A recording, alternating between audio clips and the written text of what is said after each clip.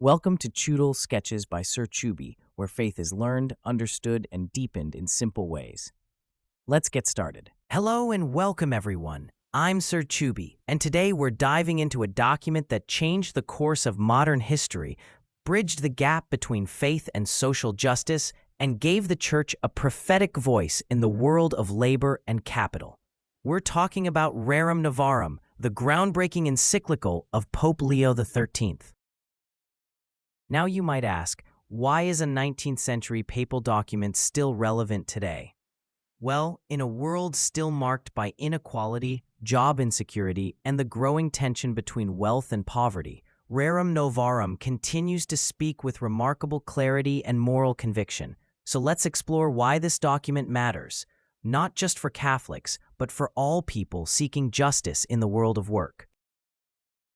The world was undergoing massive change. The Industrial Revolution had transformed economies, but at a great human cost. Workers were often underpaid, overworked, and living in poverty, while industrialists grew wealthy. Communism was gaining traction among the oppressed, and laissez-faire capitalism was running rampant. The Church could no longer remain silent. Pope Leo XIII wrote Rerum Novarum as a response to this social upheaval. The title Rerum Novarum means of new things, and it was written in 1891.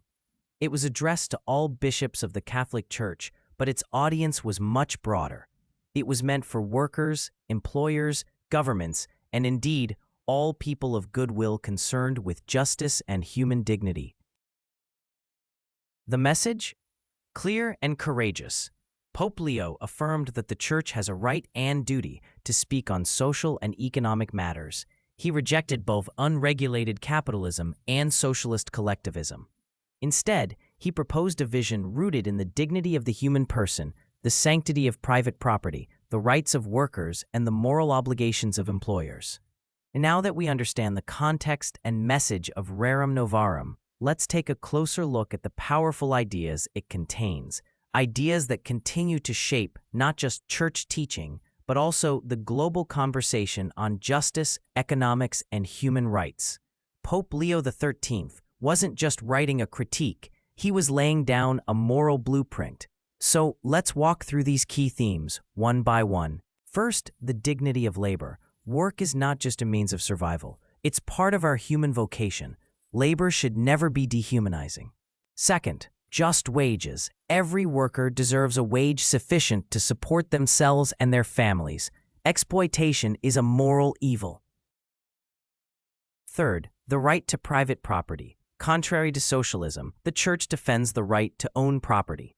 Leo XIII firmly defends the right to private property, not as a license for greed, but as a natural right tied to human dignity. Owning property allows families to thrive and be secure.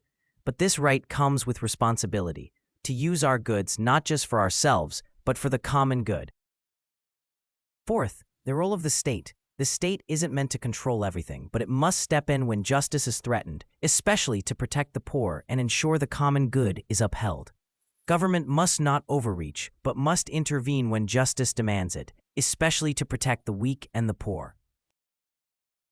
Fifth, the right to form unions. Workers have the right to form associations to protect their rights and interests, what we now call labor unions.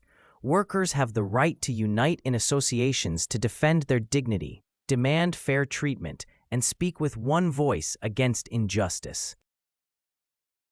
And lastly, solidarity and the common good. Solidarity calls us to see each other as one human family, where the strong uplift the weak, and every action seeks not just personal gain, but the flourishing of all. Society must be organized in such a way that all people, especially the poor and vulnerable, can thrive. Rerum Novarum became the cornerstone of Catholic social teaching. It paved the way for later encyclicals like Quadragesimo Anno, Laborum Exercens, and Laudato Si.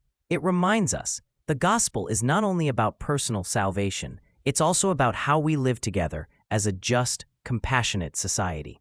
Faith must be lived in the real world, in the marketplace, in the factory, in the halls of power.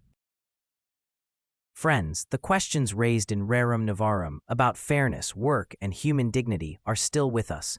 Whether you're a student, a worker, a business owner, or a policymaker, this encyclical challenges us to think morally, act justly, and see one another not as competitors, but as brothers and sisters.